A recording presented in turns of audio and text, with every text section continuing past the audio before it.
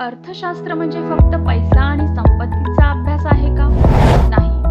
अर्थशास्त्र म्हणजे मर्यादित साधनसंपत्तीचा वापर करून अमर्यादित मानवी गरजा कशा पूर्ण करायच्या याचा अभ्यास करणारे